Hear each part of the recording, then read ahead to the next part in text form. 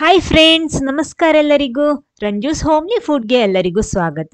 ಇವತ್ತೊಂದು ವಿಭಿನ್ನವಾಗಿರುವಂತಹ ಆರೋಗ್ಯಕರವಾಗಿರುವಂತಹ ಒಂದು ರೆಸಿಪಿ ಜೊತೆ ಬಂದಿದ್ದೀನಿ. ಇದು ಮಾಡೋದಿಕ್ಕಂತೂ ತುಂಬ ಇಂಟ್ರೆಸ್ಟಿಂಗ್ ಆಗಿದೆ. ಅದೇ ರೀತಿ ನೋಡೋದಿಕ್ಕೂ ಅದೇ ರೀತಿ, ತಿನ್ನೋದಿಕ್ಕೂ ಅದೇ ರೀತಿ ರುಚಿಕರವಾಗಿರುತ್ತೆ. ಬನ್ನಿ ನೋಡೋಣ ಏನು ಹೇಗೆ ಮಾಡೋದು ಅಂತೆಲ್ಲ. ಆಮೇಲೆ ನೀವು ಫಸ್ಟ್ ಟೈಮ್ ಈ ಚಾನಲ್ ನೋಡ್ತಿದ್ರೆ ಈ ವಿಡಿಯೋದ ಕೆಳಗಡೆ ಕಾಣುವ ಸಬ್ಸ್ಕ್ರೈಬ್ ಬಟನ್ ಕ್ಲಿಕ್ ಮಾಡಿ, ಚಾನಲ್ ಸಬ್ಸ್ಕ್ರೈಬ್ ಮಾಡಿ ಸಪೋರ್ಟ್ ಮಾಡಿ. ಅದರ ಪಕ್ಕದಲ್ಲೇ ಇರುವ ಬೆಲ್ ಐಕನ್ನು ಪ್ರೆಸ್ ಮಾಡಿ, ಅದರಲ್ಲಿ ಬರುವ ಆಲ್ ಆಪ್ಷನ್ಗೂ ಕ್ಲಿಕ್ ಮಾಡಿ. ಹಾಗಿದ್ರೆ ಮಾತ್ರ ನಾನು ಹಾಕುವ ಹೊಸ ಹೊಸ ವಿಡಿಯೋಸ್ಗಳ ನೋಟಿಫಿಕೇಶನ್ ಎಲ್ಲ ನಿಮಗೆ ಕೂಡಲೇ ಸಿಗುತ್ತೆ. ಮೊದಲೊಂದು ಮಿಕ್ಸಿಂಗ್ ಬೌಲ್ ತಗೊಂಡು ಅದಕ್ಕೆ ಅರ್ಧ ಕಪ್ ಅಕ್ಕಿ ಹುಡಿ ಹಾಕ್ತಾ ಇದ್ದೀನಿ. ಅರ್ಧ ಕಪ್ ಅಕ್ಕಿ ಹುಡಿಗೆ 2 ಟೇಬಲ್ ಸ್ಪೂನ್ ಗೋಧಿ ಹುಡಿ ಕೂಡ ಸೇರಿಸ್ತೀನಿ. ರುಚಿಗೆ ತಕ್ಕಷ್ಟು ಉಪ್ಪು ಕೂಡ ಸೇರಿಸ್ಕೊಂಡು ಒಂದ್ಸಲ ಇದನ್ನ ಮಿಕ್ಸ್ ಮಾಡ್ಕೊಳ್ಳಿ ಈ ರೀತಿ. ಆಮೇಲೆ ಇದಕ್ಕೆ ಎಷ್ಟು ಬೇಕೋ ಅಷ್ಟು ನೀರು ನೋಡ್ಕೊಂಡು ಸೇರಿಸ್ಬೇಕು. ಸ್ವಲ್ಪ ಸ್ವಲ್ಪ ಸೇರಿಸ್ಬಿಟ್ಟು ಮಿಕ್ಸ್ ಮಾಡಬೇಕು.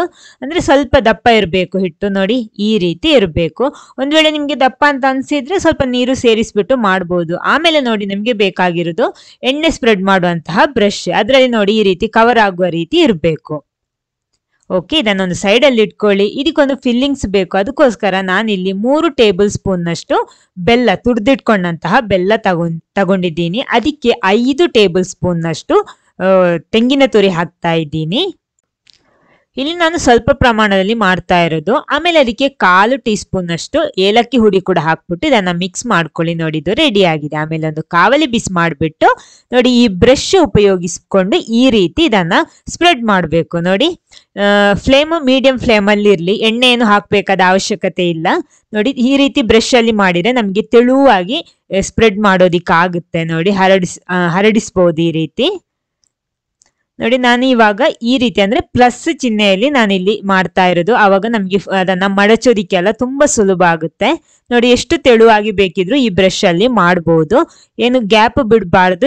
ಈ ರೀತಿ ಫುಲ್ ಆಗಿ ಕಂಪ್ಲೀಟ್ ಆಗಿ ಮುಚ್ಚಬೇಕು. ಇನ್ನು ಇದರ ಮೇಲ್ಗಡೆ ಸ್ವಲ್ಪ ತುಪ್ಪ ಸ್ಪ್ರೆಡ್ ಮಾಡ್ತಾ ಇದ್ದೀನಿ. ಅದು ಬೇಡ ಅಂದ್ರೆ ಸ್ಕಿಪ್ ಮಾಡಬಹುದು, ಹಾಕಿದ್ರೆ ಸ್ವಲ್ಪ ರುಚಿಯಾಗಿರುತ್ತೆ.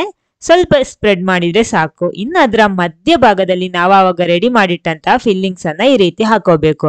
ಬೆಲ್ಲ ಮತ್ತು ತೆಂಗಿನ ತುರಿಯ ಫಿಲ್ಲಿಂಗ್ಸ್ ನಾನಿಲ್ಲಿ ರೆಡಿ ಮಾಡಿರೋದು. ನೋಡಿ ಇಷ್ಟು ಫುಲ್ ಆಗಿ ಹಾಕೊಳ್ಳಿ, ಅವಾಗ ತಿನ್ನೋದಿಕ್ಕೆ ಚೆನ್ನಾಗಿರುತ್ತೆ.